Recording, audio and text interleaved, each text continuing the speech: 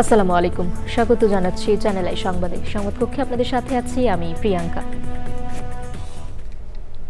বিস্তারিত সংবাদের শুরুতেই জানিয়ে দিচ্ছি ফ্রেশ আটা ময়দা সুজি সংবাদ শিরোনামগুলো। ইরানি বিপ্লবী গার্ডের সদর দপ্তর গুড়িয়ে দেওয়ার মার্কিন দাবির মধ্যেই কুয়েতে ভূপাতিত যুক্তরাষ্ট্রের যুদ্ধবিমান হামলা চালিয়ে যেতে ট্রাম্পের ঘোষণা।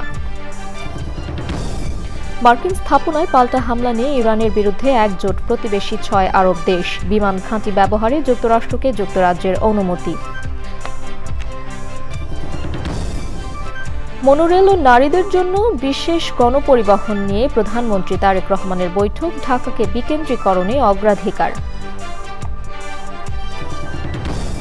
এবং বাংলাদেশে কৃষি ও দুগ্ধ শিল্পে বিনিয়োগ আগ্রহী নেদারল্যান্ডস, চ্যানেল আই পরিদর্শন করে মেরিটাইম খাতে অর্থায়নে রাষ্ট্রদূতের ইচ্ছে প্রকাশ।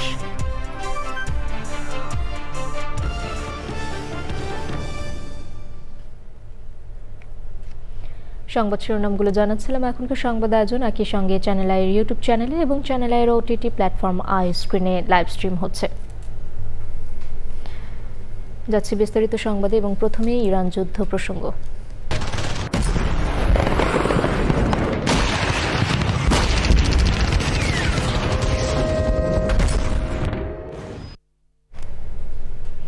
ইরানের বিপ্লবী গার্ডের সদর দপ্তর গুড়িয়ে দেওয়ার দাবি করেছে যুক্তরাষ্ট্র। ইরানের পাল্টা ক্ষেপণাস্ত্র হামলায় ইসরায়েলের বেত শেমেশ শহরে কমপক্ষে 9 জন নিহত হয়েছেন।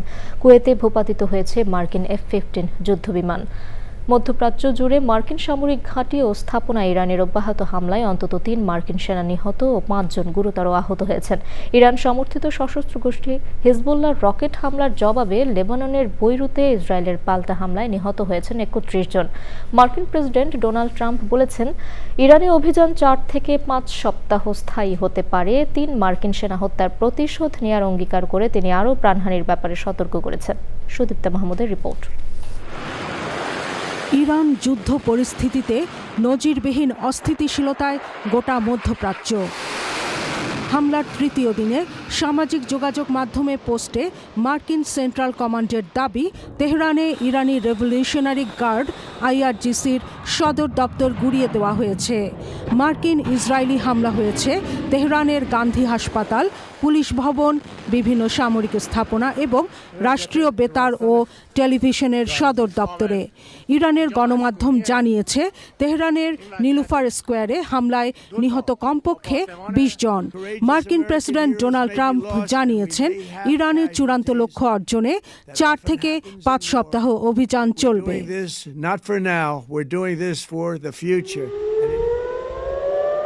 জবাবে ইসরায়েলের জেরুজালেম ও তেল আবিব সহ বিভিন্ন শহরে ক্ষেপণাস্ত্র এবং ড্রোন হামলা চালাচ্ছে ইরান। পাশাপাশি কাতার, কুয়েত, জর্ডান, সংযুক্ত আরব আমিরাত ও সৌদি আরব সহ মধ্যপ্রাচ্যের বিভিন্ন দেশে মার্কিন সামরিক স্থাপনা এবং হরমুজ প্রণালীতে তেল ট্যাঙ্কারে ইরানের হামলা চলছে। কুয়েতে ইরানের ক্ষেপণাস্ত্র হামলায় মার্কিন F-15 যুদ্ধবিমান বিধ্বস্ত হয়েছে। কুয়েতের রাষ্ট্রীয় সংবাদ সংস্থা কুয়েত নিউজ এজেন্সি জানিয়েছে, বিধ্বস্ত যুদ্ধবিমানের কিছু ধ্বংসাবশেষ কুয়েত সিটির অদূরে মিনা আল আহমাদি তেল শোধনাগারের ওপর আছড়ে পড়েছে। বাগদাদ আন্তর্জাতিক বিমানবন্দরের কাছে মার্কিন সামরিক ঘাঁটি ভিক্টোরিয়া বেসে চলছে দফায় দফায় ড্রোন হামলা। বাহরাইনে হামলায় মৃত্যু হয়েছে 1 জনের। ইউরোপের দেশ সাইপ্রাসে যুক্তরাষ্ট্রের মিত্রদেশ ব্রিটিশ বিমান ঘাঁটিতেও বিস্ফোরণ ঘটেছে। ইরান সমর্থিত লেবাননের সশস্ত্র গোষ্ঠী হিজবুল্লাহ হামলা চালাচ্ছে ইসরায়েলে। উত্তর ইসরায়েলে রকেট হামলার পর বৈরুত সহ লেবাননের বিভিন্ন স্থানে হিজবুল্লাহর ঘাঁটিতে আঘাত হানছে ইসরায়েল। লেবাননের দক্ষিণাঞ্চলে 53টি গ্রাম ও শহরের বাসিন্দাদের নিরাপদ স্থানে সরে যেতে বলা হয়েছে। ইরানের হামলার নিন্দা জানিয়ে যৌথ বিবৃতি দিয়েছে যুক্তরাষ্ট্র ও মধ্যপ্রাচ্যের বিভিন্ন দেশ। ইরানের পররাষ্ট্রমন্ত্রী আব্বাস আরাকচি বলেছেন, ইরানের প্রতিবেশী দেশগুলোর উচিত যুক্তরাষ্ট্র ও ইসরায়েলের ওপর ক্ষুব্ধ হওয়া, ইরানের ওপর নয়। তিনি বলেন, ইরানের আত্মরক্ষা করা ছাড়া অন্য কোনো উপায় নেই। এদিকে ইরানের জাতীয় নিরাপত্তা কাউন্সিলের প্রধান আলী লারিজানি বলেছেন, যুক্তরাষ্ট্রের সাথে কোনো আলোচনায় যাবে না ইরান। ইরানের সর্বোচ্চ ধর্মীয় নেতা আয়াতুল্লাহ আলী খামেনির মৃত্যুর পর সাময়িকভাবে দেশটির নেতৃত্ব দিচ্ছে 3 সদস্যের লিডারশিপ কাউন্সিল। পরবর্তী সর্বোচ্চ নেতা নিয়ে বিশ্বজুড়ে চলছে আলোচনা। এর মধ্যে মার্কিন প্রেসিডেন্ট ডোনাল্ড ট্রাম্প জানিয়েছেন, তার কাছে সংক্ষিপ্ত একটি তালিকা আছে। তালিকায় রয়েছে 3 জনের নাম। Sudipta Mahmud, channel I. ইরানে যুক্তরাষ্ট্র ইসরায়েলের হামলার পর যুদ্ধ পরিস্থিতিতে পাল্টে যাচ্ছে মধ্যপ্রাচ্য সহ বিভিন্ন অঞ্চলের ভূরাজনীতি। ইসরায়েল এবং মার্কিন স্থাপনায় পাল্টা হামলা চালানোয় ইরানের নিন্দা জানিয়েছে প্রতিবেশী দেশগুলো। যুক্তরাষ্ট্রের সাথে যৌথ বিবৃতি দিয়েছে মধ্যপ্রাচ্যের 6 দেশ। তবে কূটনৈতিক সমাধানের কথা বলছে মধ্যপ্রাচ্যের আরেক দেশ ওমান। ইরানের হামলার জন্য যুক্তরাষ্ট্রকে মধ্যপ্রাচ্যে ব্রিটিশ ঘাঁটিগুলো ব্যবহারের অনুমতি দেওয়ার পাশাপাশি প্রতিরক্ষামূলক ব্যবস্থার অংশ হওয়ার ঘোষণা দিয়েছে যুক্তরাজ্য। যুক্তরাষ্ট্রের পাশে থাকার ঘোষণা দিয়েছে ফ্রান্স ও জার্মানি। আমিনা রহমান সুপ্তি রিপোর্ট।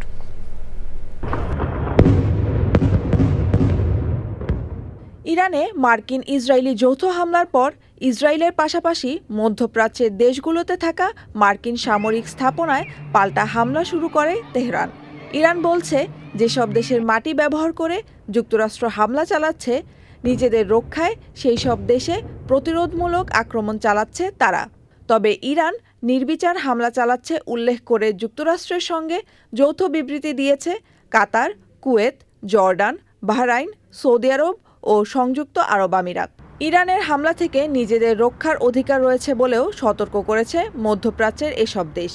এর মধ্যে আম্মানে ইরানের রাষ্ট্রদূতকে তলব করেছে জর্ডানের পররাষ্ট্র মন্ত্রণালয়।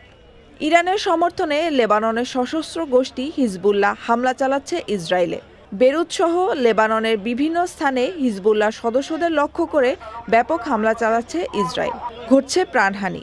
একে বিপজ্জনক সামরিক সংঘাত উল্লেখ করে ইসরায়েল ও হিজবুল্লাহ দুই পক্ষেরই নিন্দা জানিয়েছেন লেবাননের প্রেসিডেন্ট জোসেফ আউন।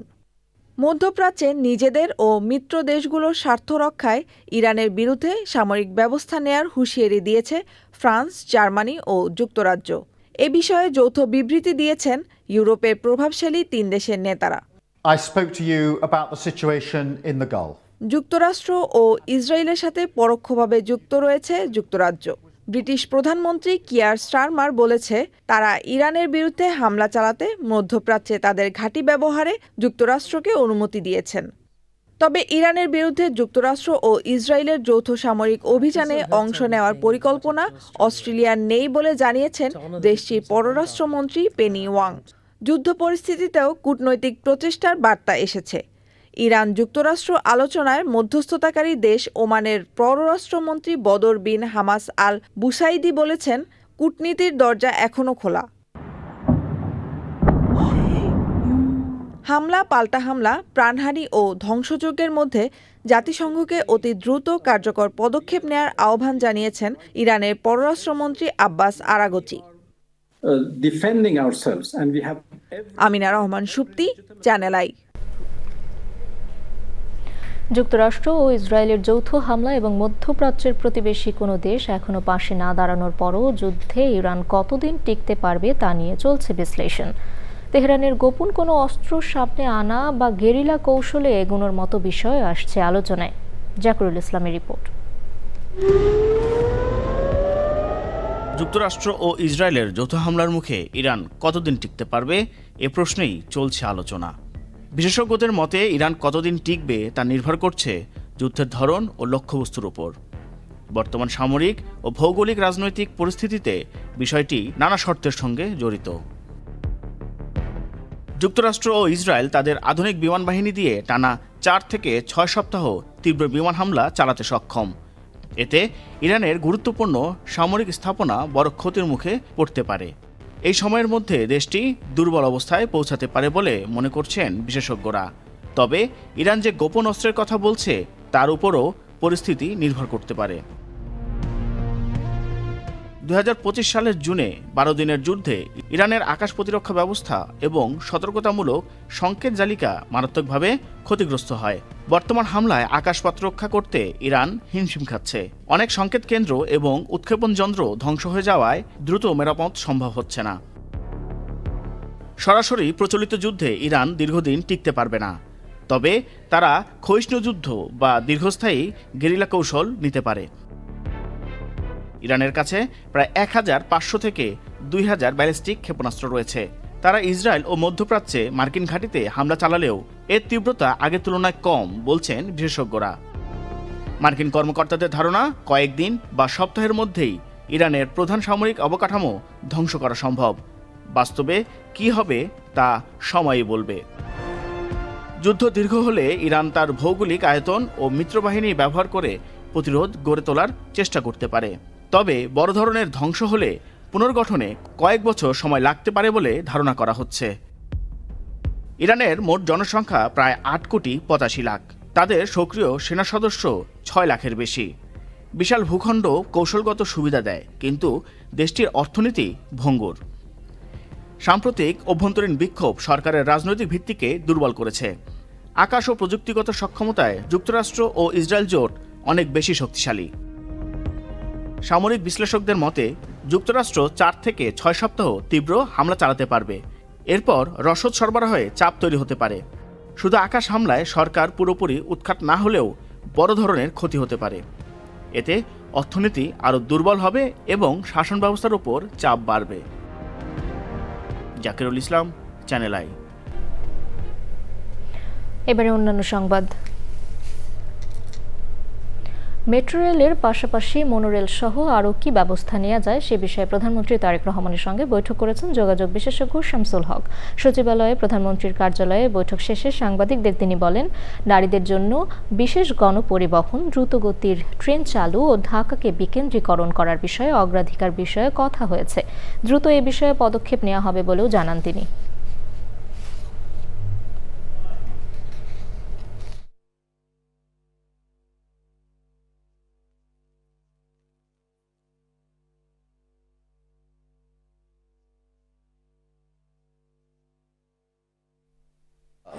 বড় সমস্যা, এটাকে আমাদের সমাধান করতেই হবে। জনগণের জন্য জনগণ বান্ধব একটা পরিবহন ব্যবস্থা দিতে হবে। ফিমেল যারা আছে তাদের প্রাইভেসি ইন্ট্রুশন হচ্ছে, তারা ভালো কোনো গণপরিবহন পাচ্ছে না, সেফটি সিকিউরিটি নাই। গণপরিবহনটাকে সুশৃঙ্খল করা এবং এটা করতে গিয়ে যা যা করতে হয় দ্রুত গতিতে করার জন্য মেট্রোর জায়গায় হবে, কিন্তু এটা যেন সমন্বিতভাবে অন্যান্য যেই মেট্রো সংস্করণগুলি আছে সেগুলির সাথে যেন সমন্বিত হয়। বাংলাদেশ সহ কয়েকটি দেশের নাগরিকদের জন্য অভিবাসী ভিসা দেওয়া স্থগিত করার ঘোষণা দিয়েছে যুক্তরাষ্ট্রের পররাষ্ট্র দপ্তর। তবে এই সিদ্ধান্ত 21শে জানুয়ারি থেকেই কার্যকর রয়েছে।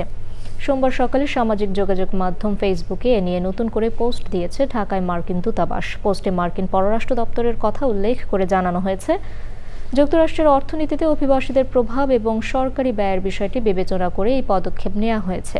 তবে যারা যুক্তরাষ্ট্রে বেড়াতে যাবেন তাদের ক্ষেত্রে এটি প্রযোজ্য নয়। ভিসা স্থগিত হলেও দাপ্তরিক কাজ পুরোপুরি বন্ধ হচ্ছে না। যুক্তরাষ্ট্রের পররাষ্ট্র দপ্তর আরও জানিয়েছে, ভিসা আবেদন গ্রহণ এবং নির্ধারিত সাক্ষাৎকার গ্রহণের প্রক্রিয়া আগের নিয়মেই চলবে।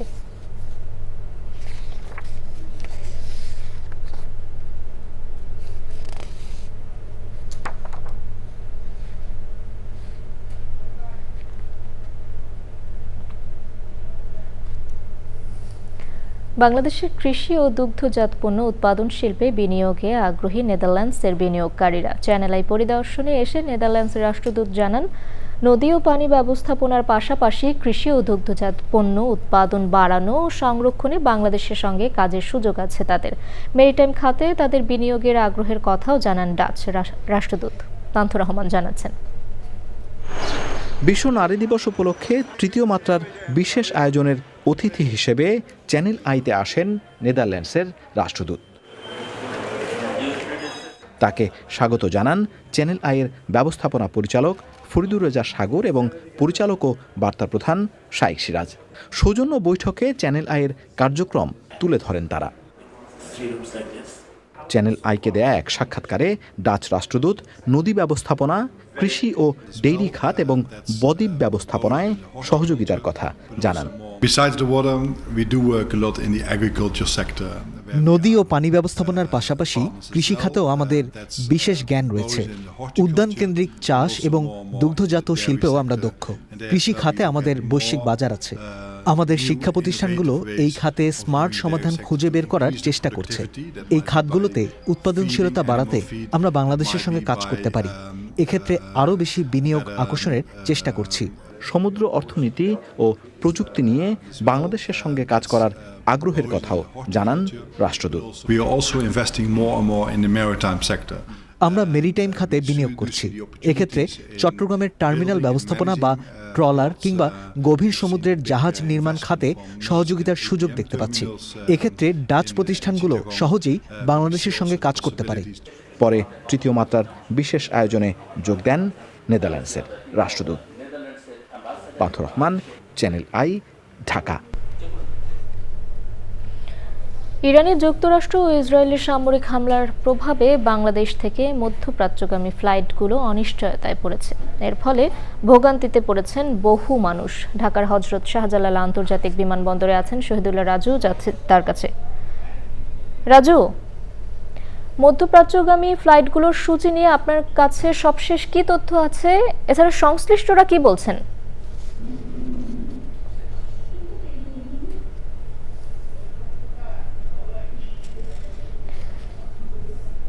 রাজু, আপনি শুনতে পাচ্ছেন? শুনতে পাচ্ছি প্রিয়াঙ্কা। 28 ফেব্রুয়ারি তারিখে মধ্যপ্রাচ্যে আমেরিকা, ইসরায়েল এবং ইরানের মধ্যে চলমান সংঘর্ষে এবং যুদ্ধ পরিস্থিতিতে সৃষ্ট নিরাপত্তার কারণে ইরান, ইরাক, কুয়েত, সংযুক্ত আরব আমিরাত, বাহরাইন, কাতার, জর্দান সহ মধ্যপ্রাচ্য এবং উপসাগরীয় অঞ্চলের দেশগুলো অনেকেই তাদের আকাশসীমা বন্ধ করে দেয়। এরপরে সৌদি আরব সহ কয়েকটি দেশ তাদের আকাশসীমা খুলে দেয় এবং বিমান চলাচল চালু করে এবং সৌদি আরবের আবুধাবি, সৌদি আরবের জেদ্দা, মদিনা এবং রিয়াদের বিমান চলাচল চালু আছে। তবে দাম্মামে আজকে বাংলাদেশ বিমান নতুন করে বিমান চলাচল চালু করার কথা থাকলেও দাম্মামের ফ্লাইট যেটি ছিল BG 349 সেটি বাতিল হয়ে গেছে। এবং আরো কয়েকটি জানিয়ে রেখে যে আবুধাবিতে আজকে BS 349, দোহা BG 325, দুবাই BS 341 এবং দুবাই EK 587 এই ফ্লাইটগুলো চলাচল করার কথা ছিল এবং যাত্রীরা বিমানবন্দরে এসেছিলেন। তবে এই ফ্লাইটগুলো বাতিল হয়ে গেছে বলে বিমান বাংলাদেশ বেসামরিক বিমান চলাচল কর্তৃপক্ষ জানিয়েছে। এবং যাত্রীরা বলছেন যে তারা দেশের বিভিন্ন প্রান্ত থেকে এসেছেন এবং তাদের ভোগান্তি হচ্ছে এবং অনেকেরই কিন্তু কাজের মেয়াদ শেষ বা ভিসার যে মেয়াদ সেটি নিয়ে জটিলতা তৈরি হতে পারে এবং অনেকেই আশঙ্কা করছেন যদি মধ্যপ্রাচ্যে বা কাজে না যায় এবং অনেকেরই আসামা ফিরে না পাওয়ারও আশঙ্কা তৈরি হয়েছে বলে যাত্রীরা আশঙ্কা করছেন।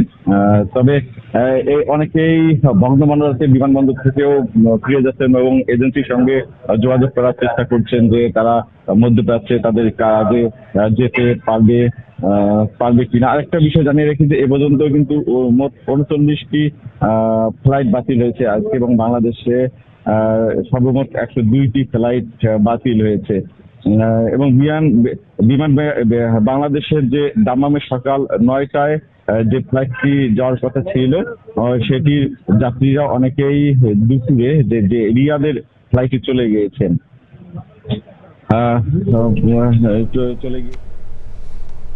ধন্যবাদ রাজু আপনাকে। আমরা পরবর্তীতে আরো জানবো আপনার কাছে। সকাল থেকেই সচিবালয়ে ব্যস্ত সময় কাটাচ্ছেন প্রধানমন্ত্রী তারেক রহমান। কয়েকটি মন্ত্রণালয়ের সংশ্লিষ্টদের সাথে বিভিন্ন বিষয়ে বৈঠক করেছেন তিনি। সচিবালয়ে আছেন রাহুল রায়, যাচ্ছি তার কাছে। রাহুল, সচিবালয়ে প্রধানমন্ত্রী তারেক রহমানের কর্মসূচি নিয়ে আমাদের বিস্তারিত জানাবেন।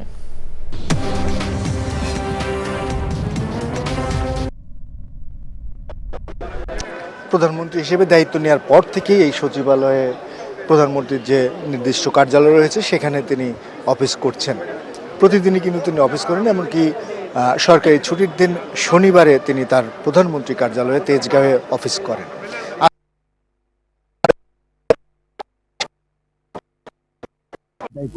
মন্ত্রী এবং সাংসদদের সঙ্গে তিনি বৈঠক করেছেন। কিছুক্ষণ আগে আমি সরাসরি কথা বলার সুযোগ আগে এই সরকারের স্বরাষ্ট্রমন্ত্রী সালাউদ্দিন আহমেদ আমাদের সঙ্গে কথা বলেছেন। তিনি প্রধানমন্ত্রীর সঙ্গে বৈঠক করেই আমাদের সঙ্গে কথা বলেছেন।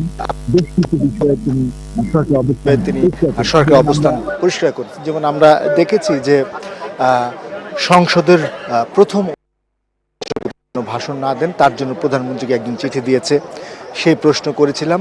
তার জবাবে স্বরাষ্ট্রমন্ত্রী বলেছেন যে যা হবে তা সংবিধান মেনেই হবে, এবং সংবিধানে রয়েছে যে প্রথম সংসদ অধিবেশনে রাষ্ট্রপতি ভাষণ দেন। তিনি জানিয়েছেন যে এই সংসদে যেহেতু যে জুলাই সনদ প্রস্তাব সেখানে কিছু প্রস্তাব ছিল, একই সঙ্গে রাজনৈতিক দলগুলো ঐক্যমতের বিষয়টি সেটিও প্রাধান্য পেয়েছে, সেগুলো মেনে এই সংসদে ডেপুটি স্পিকারের জন্য একজনের নাম চেয়েছে, একজনের নাম প্রস্তাব করার জন্য প্রধান বিরোধী দল জামায়াত ইসলামকে প্রস্তাব করেছে সরকারের পক্ষ থেকে। একই সঙ্গে যে সংবিধান নিয়ে একটি আলোচনা হচ্ছে সেটি নিয়ে সালাউদ্দিন আহমেদ পরিষ্কারভাবে বলেছেন যে সংবিধান সংস্কার পরিষদ বলে সংবিধানে কিছু নেই, সংবিধান মেনেই যা করা হবে, এবং যে কোনো বিষয়ে সিদ্ধান্ত নিতে হলে সংসদে আলাপ আলোচনার মাধ্যমেই সেই সিদ্ধান্ত নেওয়া হবে। তার আগে এই সরকারের মুক্তিযোদ্ধা মন্ত্রী মেজর অবসরপ্রাপ্ত হাফিজউদ্দিন আহমেদ কথা বলেছেন। তিনি যেটি বলেছেন যে এরই মধ্যে নাকি 300 জন ভুয়া মুক্তিযোদ্ধাকে খুঁজে পাওয়া গেছে, এবং আরও মুক্তিযোদ্ধাদের তালিকা যাচাই বাছাই করা হচ্ছে। যদি ভুয়া মুক্তিযোদ্ধা পাওয়া যায় তাদেরকে চিহ্নিত করা হবে। একই সঙ্গে তারা যে সুযোগ সুবিধা পেয়েছে সেগুলো বাতিল করার কথা বলেছেন। এছাড়াও কিন্তু যোগাযোগ সংশ্লিষ্ট যারা রয়েছেন, শিক্ষা মন্ত্রী, তারাও কিন্তু প্রধানমন্ত্রীর সঙ্গে বৈঠক করেছেন। এখন তথ্যমন্ত্রী জহিরুদ্দিন স্বপন প্রধানমন্ত্রীর সঙ্গে বৈঠক করছেন। প্রিয়াঙ্কা, ধন্যবাদ রাহুল আপনাকে। আমরা পরবর্তীতে আরো জানবো আপনার কাছে। দর্শক, এবারে বিরতি।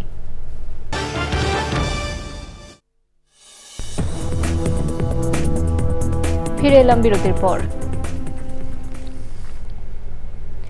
সাতক্ষীরার শ্যামনগরের চণ্ডীপুর গ্রামের সনাতন ধর্মাবলম্বীদের অনেকে অভিযোগ করেছেন ধানের শীষে ভোট দেওয়ার কারণ দেখিয়ে তাদের হুমকি দিচ্ছে স্থানীয় একটি দল। প্রতিবাদে জীবনের নিরাপত্তা চেয়ে প্রধানমন্ত্রীর হস্তক্ষেপ কামনা করে মানববন্ধন করেছেন ভুক্তভোগীরা। সাতক্ষীরা থেকে আবুল কালাম আজাদের পাঠানো তথ্য ও ভিডিও চিত্রে আল মুকসিদের রিপোর্ট। সাতক্ষীরার শ্যামনগর থানার চণ্ডীপুর গ্রামের ভুক্তভোগী সনাতন ধর্মাবলম্বীরা বলছেন স্থানীয়দের একটি দল নির্বাচনের আগে তাদের ভোটকেন্দ্রে যেতে নিষেধ করে। নির্বাচনের পর ওই দলটি দাবি করে সনাতন ধর্মাবলম্বীরা ধানের শীষে ভোট দিয়েছেন।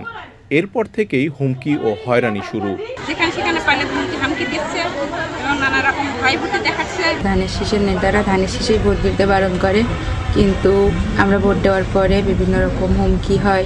বিএনপিতে ভোট দেওয়ার জন্য আপনারাই আমাদের উৎসাহিত করেছেন, আর এখন ভোটের একদিন আগে এসে বলতেছেন যে আমরা ভোট দিতে পারবো না, আমরা ভোট দেবো।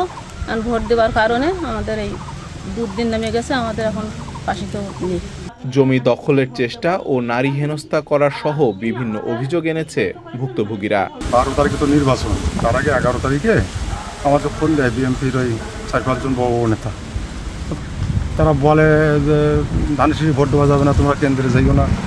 তা আমি বললাম যে বলেন কি স্যার, এখন এসব বলা যায়? এখন কালকে ভোট, আর আমি যদি আজকে বলেন যে ধানের শীষে ভোট দেওয়া যাবে না, আমরা ধানের শীষের জন্য সব হিন্দুরা ঝাঁপিয়ে পড়েছি। বিষয়টি পুলিশকে জানালে পুলিশ নিরাপত্তার ব্যবস্থা নেওয়ার পরও হুমকি দেওয়া বন্ধ হয়নি বলছে ভুক্তভোগীরা। মনোনয়ন বঞ্চিত কয়েকজন বিএনপি নেতা কয়েকজন হিন্দু সম্প্রদায়ের নেতৃস্থানীয় ব্যক্তিদেরকে ডেকে ধানের শীষে ভোট দেওয়ার জন্যে নিষেধ করে দেয়। এই কথাটা যখন ফাঁস হয়ে যায় তখন ওই কতিপয় বঞ্চিত নেতা যারা তাকে ভোট দেওয়ার জন্য নিষেধ করেছিল তারা হুমকি ধামকি দেয় এবং তাদেরকে এক ধরনের প্রেশারের মধ্যে দিয়ে রাখে। 16 ফেব্রুয়ারি হুমকির অভিযোগে স্থানীয় পূজা উদযাপন ফ্রন্টের উপদেষ্টা পরিতোষ মণ্ডল থানায় জিডি করেন। 26 ফেব্রুয়ারি আরও একটি জিডি করেন তিনি। এগুলো তদন্ত চলছে। এর মাঝে মানববন্ধনও করেছে ভুক্তভোগীরা। বিষয়টা তদন্ত সাপেক্ষে এটা ব্যবস্থা নেওয়া হবে। কোর্টে আবেদনও করেছেন, সব কিছু করেছেন, আমরা জানতে পেরেছি। ওটা তদন্তাধীন আছে। তদন্ত করে দোষী হইলে তাদের বিরুদ্ধে আইনগত ব্যবস্থা নেওয়া হবে। বিষয়টি পূর্ণাঙ্গ তদন্ত করে প্রয়োজনীয় ব্যবস্থা নেওয়ার কথা জানান পুলিশ। Al মুকসিদ, channel I. বাণিজ্য মন্ত্রী খন্দকার আব্দুল মুক্তাদির বলেছেন, বিগত দিনে ভারতের সাথে বাণিজ্য সম্পর্কের যে স্থবিরতা তৈরি হয়েছিল তা থেকে উত্তরণের প্রথম ধাপ হিসেবে আলোচনা শুরু হয়েছে। বাংলাদেশে ভারতের হাই কমিশনার প্রণয় বর্মা সচিবালয়ে বাণিজ্য মন্ত্রীর সাথে সাক্ষাতের পর মন্ত্রী সাংবাদিকদের বলেন, পর্যায়ক্রমে দুদেশের মধ্যে সম্পর্ক ভালো হবে। সীমান্ত হাট চালু করা, সব স্থলবন্দর খুলে দেওয়া ও প্রযুক্তি সহায়তা বাড়ানো সহ বিভিন্ন বিষয়ে আলোচনা হয়েছে বলেও জানান তিনি। নতুন সরকারের সাথে বাণিজ্য সম্পর্ক ভালো করার কথা জানিয়ে হাই কমিশনার বলেন, দুদেশের মধ্যে বাণিজ্য ও অর্থনৈতিক সম্পর্ক শক্তিশালী করার বিষয়ে আলোচনা হয়েছে। ভারত উভয় দেশের জাতীয় স্বার্থ অক্ষুণ্ণ রেখে বাণিজ্য ও অর্থনৈতিক সম্পর্ককে এগিয়ে নিতে চায় বলে জানান প্রণয় বর্মা। রাজশাহীর পুঠিয়া উপজেলার পলাশীতে গ্রামবাসীর হামলায় সন্দেহভাজন ডাকাত দলের একজন নিহত হয়েছেন। আটক করা হয়েছে একজনকে। সে সময় তাদের সাথে থাকা পিকআপ ভ্যান পুড়িয়ে দিয়েছে বিক্ষুব্ধরা। জেলা পুলিশ সুপার মোহাম্মদ নাইমুল হাসান জানান, ভোররাতে একটি ট্রাকে ৮ জন লোক ঘরের তালা কাটার যন্ত্র এবং দেশীয় অস্ত্রসহ গ্রামটিতে প্রবেশ করেন। গ্রামবাসীর সন্দেহ হলে তাদের আটক করে। ওই সময় বিক্ষুব্ধ জনতার পিটুনিতে গুরুতর আহত একজনকে হাসপাতালে নেওয়ার পর চিকিৎসক মৃত ঘোষণা করেন। বাকি 7 জনকে চিকিৎসার জন্য রাজশাহী মেডিকেলে পাঠানো হয়েছে। এই ঘটনায় আইনি ব্যবস্থা নেওয়া হয়েছে বলে জানিয়েছে পুলিশ। ওদিকে রাজশাহীর কর্ণহার থানার ধরমপুর এলাকায় নেপিয়ার ঘাসের ক্ষেত থেকে আদিব নামে 11 বছরের এক শিশুর মরদেহ উদ্ধার করা হয়েছে। পুলিশের ধারণা, প্যান্টের বেল্ট গলায় পেঁচিয়ে শ্বাসরোধ করে তাকে হত্যা করা হয়েছে। এবারে নিটোল টাটা কৃষি সংবাদ।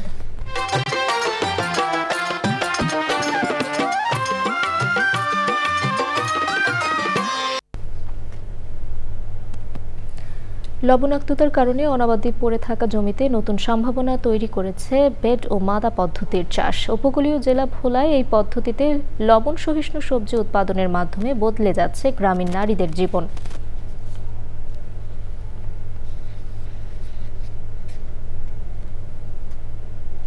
এবারে প্রকৃতির সংবাদ।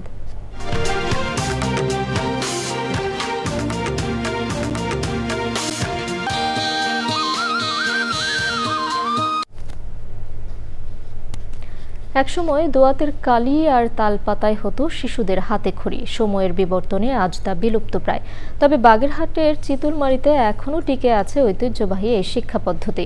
শিশু শিক্ষা নিকেতন নামের পাঠশালায় 22 বছর ধরে তালপাতায় অক্ষর চর্চার মধ্য দিয়ে হাতে খড়ি হচ্ছে কোমলমতি শিশুদের।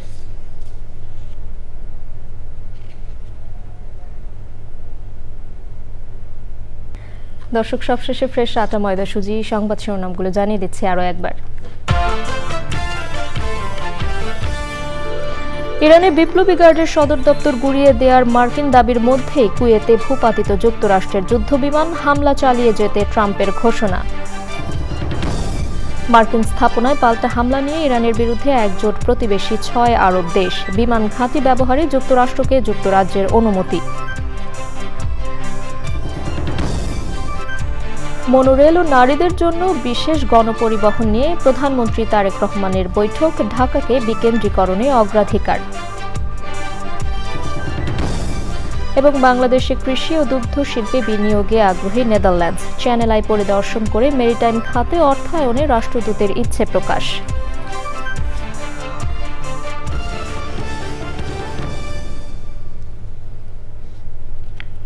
চ্যানেল আইয়ের সর্বশেষ সংবাদ জানতে ভিজিট করুন channelionline.com-এ। যুক্ত থাকুন আমাদের সোশ্যাল মিডিয়া প্ল্যাটফর্মগুলোর সাথে।